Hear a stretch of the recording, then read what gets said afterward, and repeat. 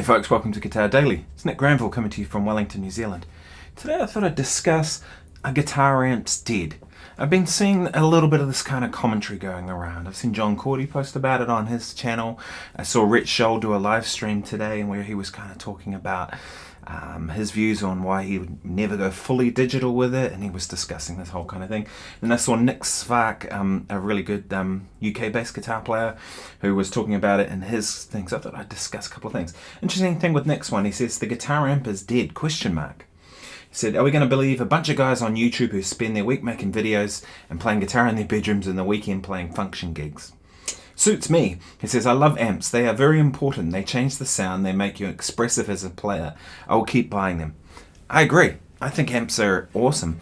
I don't think the amp is dead at all. I think that it's just, to me, and I left a comment on here, I said, I don't get why it has to be one or the other. Why do you have to play amps or you have to play modelers? Why not just use whatever does the gig best? That's the way I've always seen it, right? So for We Will Rock You that I just did, there was a no amp policy. The MD was very specific about this, and that's kind of the way theatre shows have gone now, right?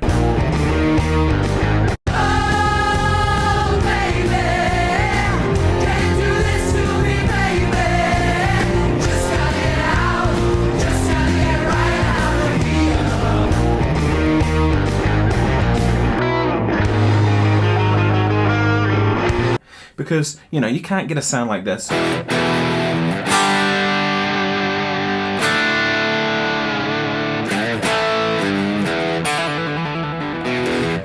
So out of a real guitar amp, you can't get that kind of sound without like ripping people's heads off, right? And in a theatre pit, you know, and those things, I don't know if you've seen it, it's really tight. Everybody's compact. You're in there, you're right next to people. Here we have Emerson and his little booth. Look at it, check it out. Oh yeah, there we go. It's Emerson's little spot. Alesdale in the house. Are you ready to rock? There's my part of the world.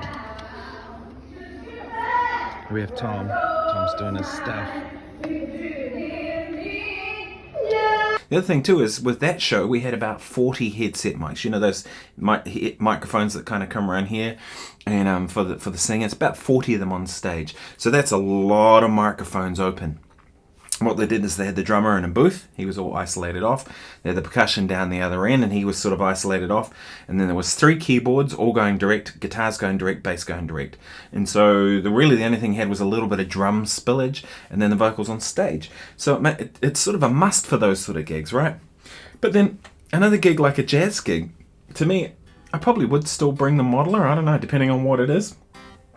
If I had to travel to it, like a long way, like on a plane or something, then I'll bring the modeler because it's just more consistent. But, you know, if it's like somewhere in town, I'll probably just bring an amp. My little Victoria, I got one of those 2112s. You know, bring that, and then that gets, you know, it's going to be more suited to it. So I don't think amps are dead. I think it's just a different thing. Now, an interesting thing, I was watching the Studio Rats the other day. I don't know if you all follow that channel. It's a really interesting one. James Ivey was talking about how he thinks for recording, a lot more people get better results with the modeler than with the amp. Now I'm kind of summarizing what he was saying, but that was the gist of it, right? And it made me think, I think that's totally true. I think more people get a better sound with a modeler than do with a real amp in the studio. Reason for that is, right, if you think about how most people record at their home in a bedroom in an untreated space, right? A real guitar amp isn't going to sound good in that situation, right? It's going to be doing all kinds of reflections in the room that are doing things. They don't necessarily know how to mic an amp up because that's a real technique into itself. They don't really understand about gain staging on a mic pre and any of that kind of stuff. And so therefore, like, there's more chance of getting it wrong than right. Now, when it comes to using a modeler for recording, the mic and that stuff is all kind of done. Phasing is taken care of if you use more than one mic. So there's more chance of getting it right with a modeler. The other thing too with a modeler is you can record at any time of night without really like worrying about people around you, neighbors, your family, whoever. And so again, that makes recording better for a lot of people. I do a lot of session work. All my sessions are pretty much always the modeler, and nobody ever asks about what gear I use. To be honest, most people are booking me for stuff. They don't give a shit. They don't care what I use. They just want it to be good, however I got there. Now, there are times I'll use the amp, but most of the time I'm using the FM9 or the FM3 just because gets the job done. But then if I was going to go into a studio to someone else's studio, I did a session the other day for someone, and they had a Marshall there, and I said, let's just wind up the Marshall, I said, can we do that? And the guy that owns the studio says, yeah, we're a studio, we've got no neighbours to worry about. So we dimed that Marshall. It was like, I've put it in the video in one of my shorts.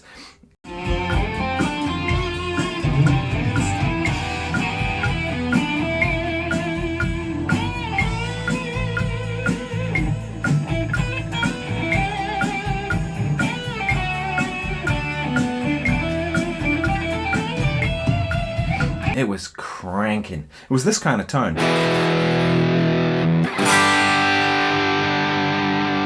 Big overdrive. We had a little bit of delay, just like that, a bit of verb, and it sounded huge. And I remember at one point I said to the producer, I said, can we just slightly tweak something? Because the whole amp was in the other room. He said, yeah, sure.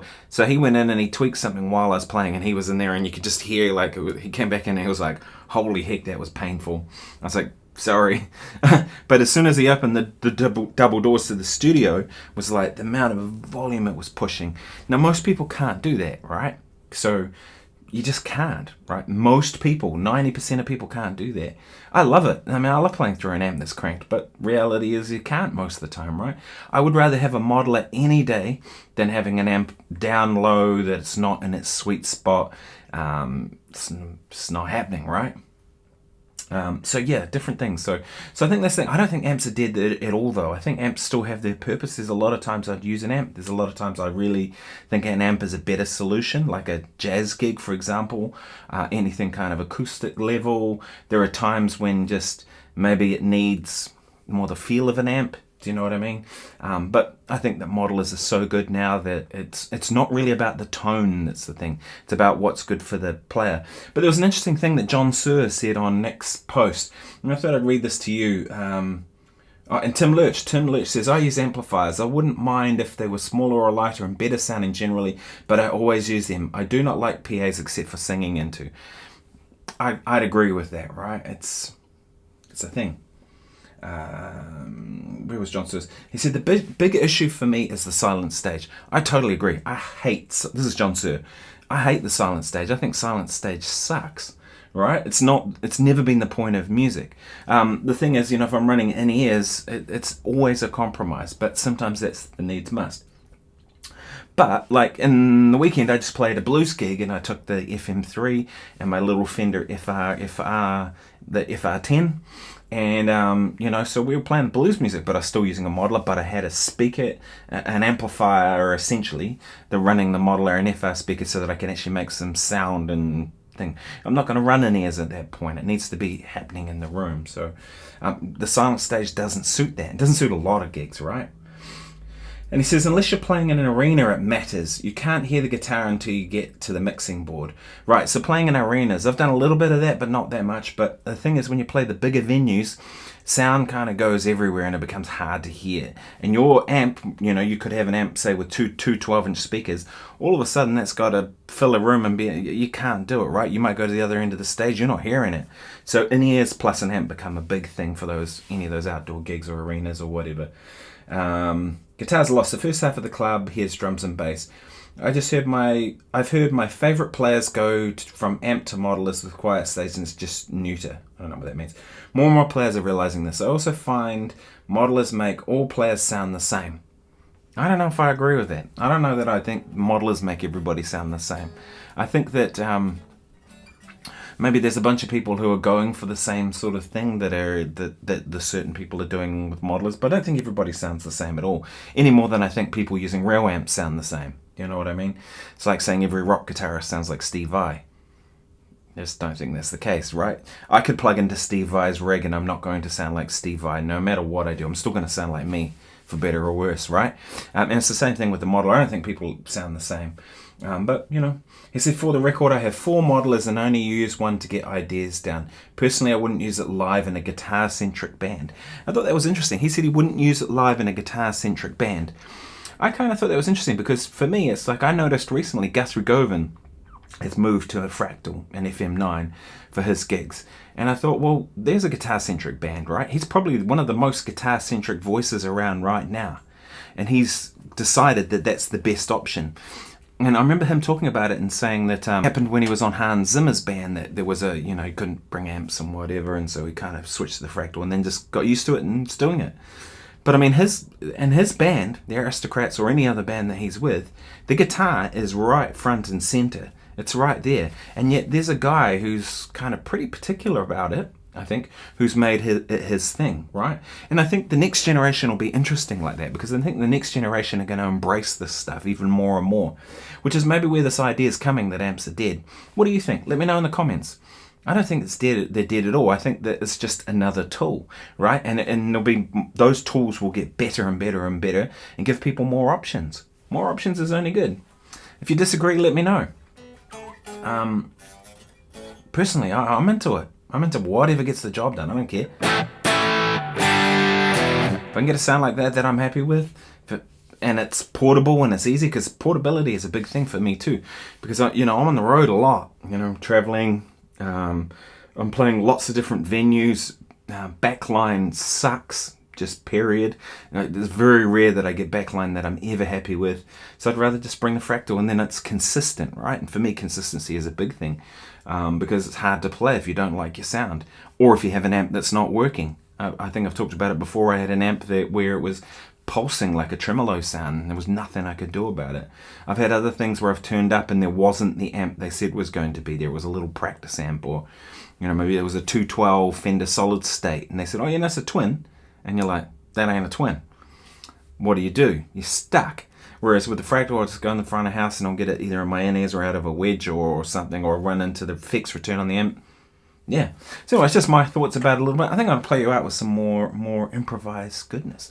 If you haven't subscribed already, please do. And please like it. That really helps with the video and all that kind of stuff. And buy me a coffee is linked below if you feel like contributing to what I'm up to. Thanks.